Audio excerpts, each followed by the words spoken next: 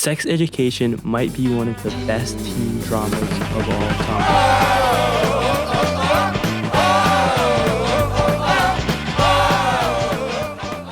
Because look, I don't want to like this show. I really did not want to like this show. I have a strong hatred for British people. I still don't believe they're real, but they swear they're real. It has a ton of cliches. It has the awkward main character, the gay black best friend, a social hierarchy in high school, a couple actors that don't really look their age that they're supposed to be representing, but it's really good. It's really well written, great acting, good characters. Like, it's so cliche that the love interest or the leads literally run into each other. It takes the cliches from the teen drama genre and plays them up to 11. The awkward kid has so little sex that he can't even jerk off. Everything is played up to 11, and then the characters are written with so much depth and so many layers. It's some really clever writing. Let me start off with the cons of the show, because I think I'm gonna have a lot of pros. Biggest flaw is that they're British. There's so many lines where they just like run through the word. It's kind of like when I mess up a sentence, they just like, it's like they mumble. They're like mumble rappers, bro. Like, I had to turn on the cap. I don't understand these people. They suck. But I think that's just how they talk, and some of their slang is really dumb. I don't really have that many flaws. The only thing that was kind of annoying was a plot convenience that happens in the show. It's never explained or mentioned, but the main character Otis gives a shirt to friend Maeve, and for some reason he writes his name is written on it. Like, there's no scene explaining it. It's just like there. Like, we see he gives her the shirt, so it's like that's explained. But why is his name written on the tag like that? That doesn't make too much sense. Like, it ties into the plot because like there's a love triangle, becomes a love square, and Jackson sees it. That's the part where I have a problem with it. But aside from that minor complaint, I really enjoyed the show. Let me give a brief summary of the show. Otis is a sexually repressed teenager, and growing up with his mother who's a sex therapist, she's always been very open about sex and is constantly getting treated as a test subject and is constantly getting therapized by his mom. I don't know if that's a word, but yeah. All these conversations about sex, he becomes an expert on the topic. And when he gives advice as a bully, he's seen as a sex wizard, and the rebellious sort of emo girl, loner girl, Maeve, see this as an opportunity to make money. So they create a sex clinic, which allows teenagers to ask them about questions they have about sex, about relationships, and they charge a small fee for it. So I want to dedicate most of this review to talking about the characters, because it's such a character-driven show, and it's really the most important aspect of the show. Maeve, which is played by Mackey. She looks insanely similar to Margot Robbie, and season 3 just came out. I didn't get to see it. I'm about to watch it. I have it queued up, ready to see it. They apparently got Margot Robbie in the show. What? How? She's like an A-list celebrity. What the fuck? How'd they get her in this random Netflix show?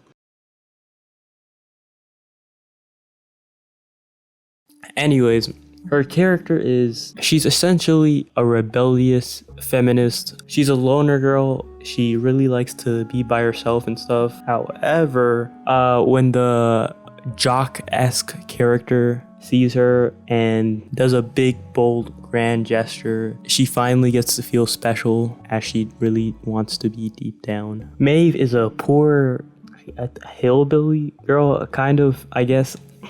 Maeve does the sex clinic thing just for money because she's very poor and her mother left and her dad isn't there. Very tough life. Throughout working with Otis, she sort of develops feelings for him. Like, they both like each other, but it's never the right moment. And eventually Jackson comes into play, so Otis can't ask her out. And when she breaks up with Jackson, Otis finds another girl, so it's never the right time for them to. It's a love square instead of the love triangle.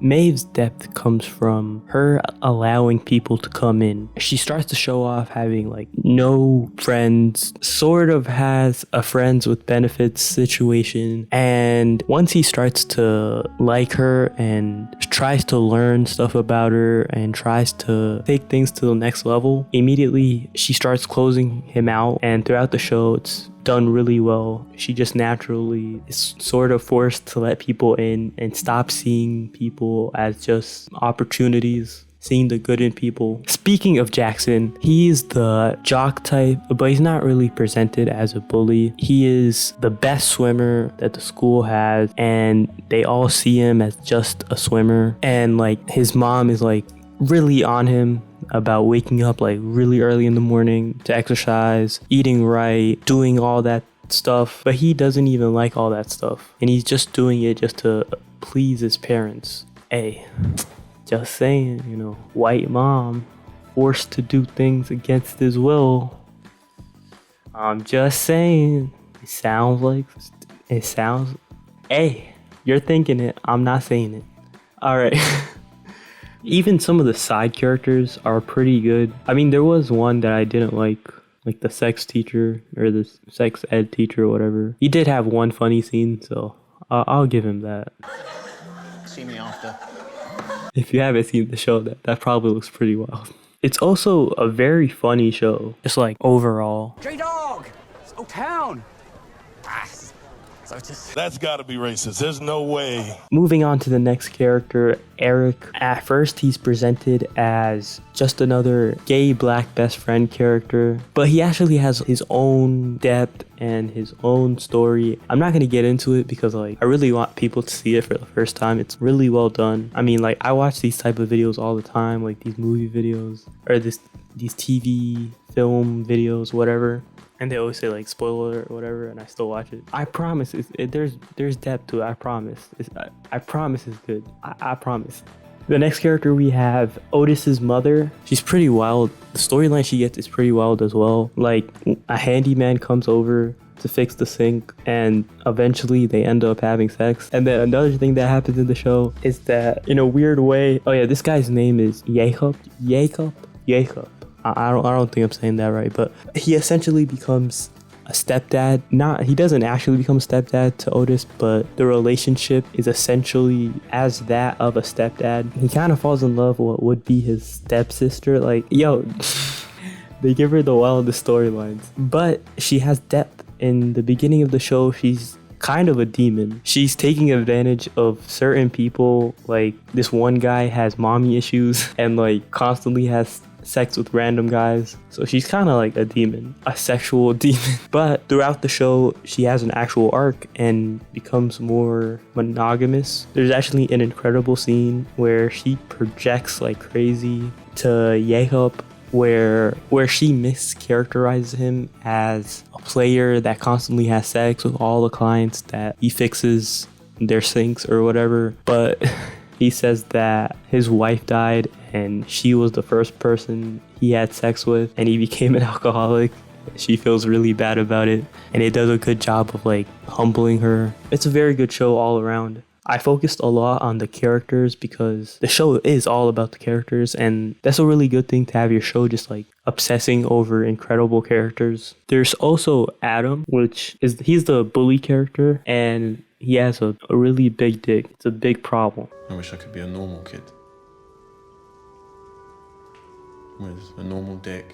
Now, even though this scene is hilarious, it still reinforces his character as someone who's having performance issues. He gets it from his dad, who is constantly on his ass, like constantly having high expectations, and he just like doesn't want to disappoint, but he's constantly disappointing him. Like I said, the writing of the show is great. It's just great. Going on to different aspects of the show, the cinematography is just gorgeous. It looks like those indie romantic movies where everything is like perfectly framed and just looks very pretty. The music choices in this show are just great. They always like tie in beautifully. I don't want to spoil one of them, but it's really good. Like they always tie in really well with how the character's feeling, do a couple really popular songs, and the editing is just incredible all around. The pacing is just great in the show. There's never a dull moment. There's never like a scene that's like filler. There's kind of one filler scene because like no scenes were filler except for one kind of, but